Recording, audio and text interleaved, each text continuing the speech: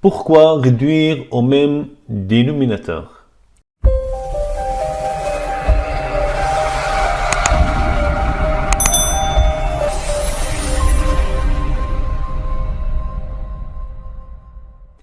Bonjour, je suis Eman Habouzlam. Je vais réserver dans ma chaîne une partie où on va traiter du sujet mathématique. Le mot le plus important dans ces sujets, c'est le mot pourquoi.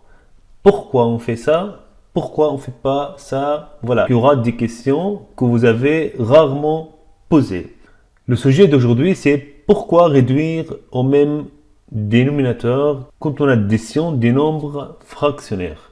Maintenant, le premier point que je vais traiter, pourquoi quand on additionne des fractions, ils ont le même dénominateur, on additionne seulement les numérateurs et on garde le dénominateur commun.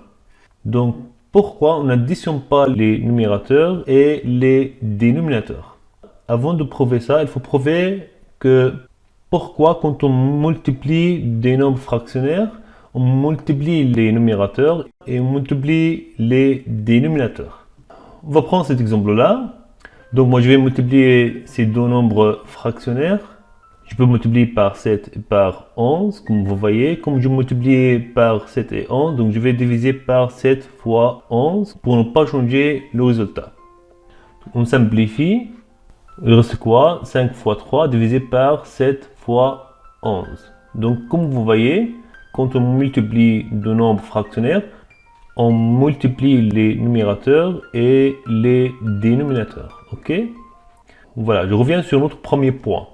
Pourquoi quand on additionne des nombres fractionnaires, on a le même dénominateur, on additionne seulement les numérateurs et on garde le dénominateur commun. Donc je prends cet exemple. Maintenant je vous laisse regarder la vidéo. J'ai détaillé, pas besoin d'expliquer beaucoup. Peut-être je vais commenter sur quelques points. Donc je vais profiter de ça. Donc je mets ça comme une multiplication de deux nombres fractionnés. Pareil pour ça.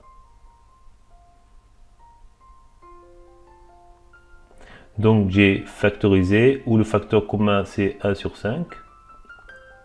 Je peux diviser par 1. De nouveau, je profite de ça. Voilà.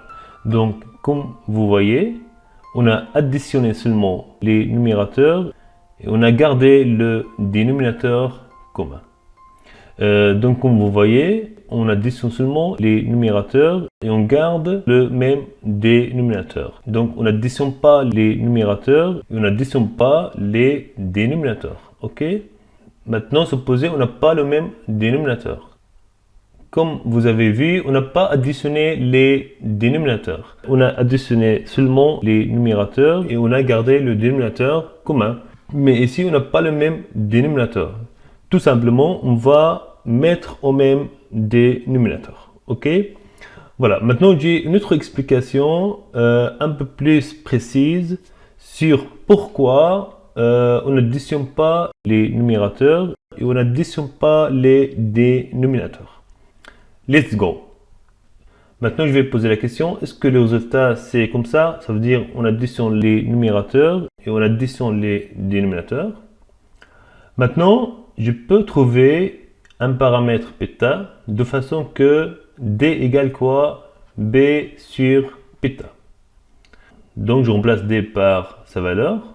Donc, qu'est-ce que j'ai fait là? J'ai tout simplement réduit au même dénominateur. Donc, l'addition, c'est quoi? On additionne les numérateurs et on garde le dénominateur commun. OK? Et c'est la bonne réponse. Maintenant, je vais poser la question. Est-ce que cette réponse qui est vraie peut être égale à cette réponse-là? Cette réponse qui est basée sur le fait on additionne les numérateurs et on additionne les dénominateurs. J'ai fait un petit développement mathématique. J'ai trouvé bêta qui vérifie cette égalité. J'ai trouvé que bêta est égal à la racine carrée de moins 1 sur c. Ça veut dire quoi ça? Ça veut dire, moi, je peux additionner les numérateurs et les dénominateurs quand la valeur d est égale à quoi? Est égale à la b divisée par bêta. Ou bêta c'est quoi? Égale à la racine carrée de moins 1 sur c. Donc ça peut marcher, mais pour des cas très rares. Donc ce n'est pas un cas général. Donc c'est pour cela qu'on ne peut pas additionner les numérateurs et additionner les dénominateurs. Ok? Donc c'est pour cela qu'il faut réduire au même dénominateur. Maintenant je peux donner un exemple où on peut additionner les numérateurs et les dénominateurs. Prenons cet exemple-là. Maintenant je vais chercher une valeur de d telle que cette égalité peut être vérifiée. Donc je calcule bêta, après je calcule quoi? D. Je divise 6 par bêta, je trouvais que d égale à 12. Maintenant j'additionne les numérateurs et les dénominateurs. Je peux trouver c'est égal à 1 sur 6. Maintenant si on met au même dénominateur, je peux trouver aussi le même résultat, 1 sur 6. Donc comme vous voyez, j'ai obtenu le même résultat en additionnant les numérateurs et les dénominateurs. Mais quand la valeur d est égale à quoi? À la valeur b divisé par bêta. Ou c'est quoi bêta? Bêta est égal à la racine carrée de moins 1 sur c. Donc vous voyez, ce n'est pas un cas général. En plus, supposez que a et c ont le même signe. Ça veut dire que les deux sont positifs ou les deux sont négatifs. Donc ici, j'obtiens une valeur négative. Donc la racine carrée d'une valeur négative, c'est pas possible. Donc je ne peux pas trouver une valeur bêta qui peut vérifier cette égalité. Donc je ne peux pas trouver une valeur de d qui peut me permettre d'additionner les numérateurs et les dénominateurs. Voilà, finalement, il faut quoi? Il ne faut pas additionner les numérateurs et les dénominateurs, mais il faut mettre au même dénominateur. Et on additionne seulement les numérateurs et on garde le dénominateur commun. Ok?